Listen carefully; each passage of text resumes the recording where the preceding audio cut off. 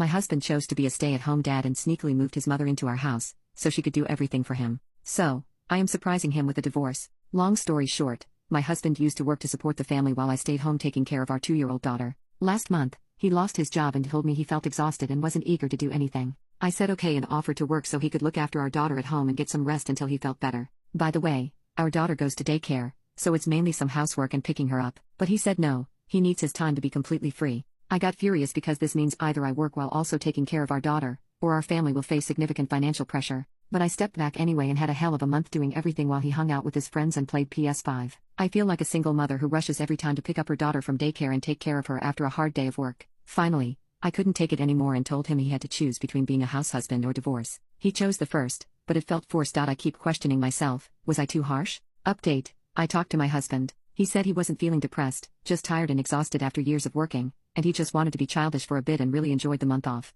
I kind of understood because we used to travel a lot before our daughter was born, and life has been harder since then. I told him I wouldn't force him to work and that he could take his time as long as he could pick up our daughter and do the housework. He hesitated but told me not to worry. I thought this was the end of it. Then, the next day, I came home from work to find his mother there. I was shocked because he hadn't told me anything. She gave me an angry look and told me that she would take over since I didn't want to be a mother. She started picking up our daughter and doing the housework, while my husband is still playing with his buddies and ignores our daughter. This is driving me crazy because I have never gotten along with mother-in-law well, and my husband knows this. I feel like he asked her to come so he could continue being childish, disregarding how I feel. His mother raised him as a single mom, and according to my husband, she was very protective and planned to live with him for his whole life. He felt suffocated, so he went to a university far from home and reduced contact with her. I remember one time she came and got sick, and vomited, and I cleaned up her mess. Suddenly, she asked her son to come and told him that her underwear was dirty and needed to be washed by hand that very night, even though we had a washing machine. My husband and I had agreed that our marriage was ours and that she wouldn't come and live with us. He broke his promise. I'm considering divorce, but I'm worried our daughter is too young to understand it.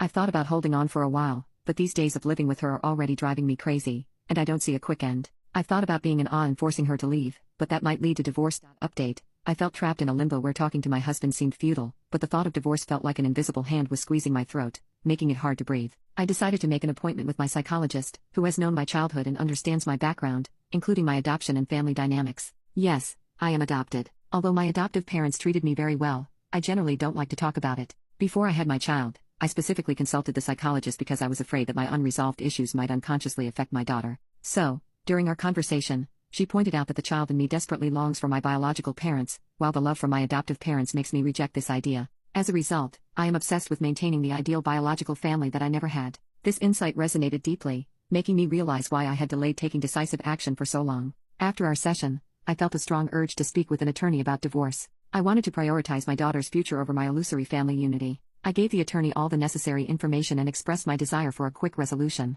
She informed me that the process could be completed in as little as a week if my husband agreed to cooperate, although it might take longer otherwise. She recommended that I discuss the matter with him to facilitate the process, so I have been planning in my mind to choose a day to confront him. During this period of hesitation, I came home one day to find that my mother-in-law had left. My husband had prepared dinner and apologized for his behavior. He admitted to being childish and expressed deep regret for his actions. He understood that he had been in the wrong. I reiterated that divorce might be the best option as I couldn't see a way forward together. In response, he handed me a letter taking full responsibility for the problems in our marriage and admitting his mistakes. He asked for one final chance to prove himself as a good husband and father, promising that if he failed, I could use the letter to proceed with the divorce at any time. After much hesitation, I agreed to give him this last chance and informed my attorney to hold off on the divorce proceedings for now. Although my attorney mentioned that the letter had no legal standing, she assured me she could handle the situation with or without it. For now, I'm cautiously optimistic, willing to see if my husband's efforts will lead to genuine change. If things don't improve, I'm prepared to take further steps to ensure my daughter grows up in a healthy and loving environment.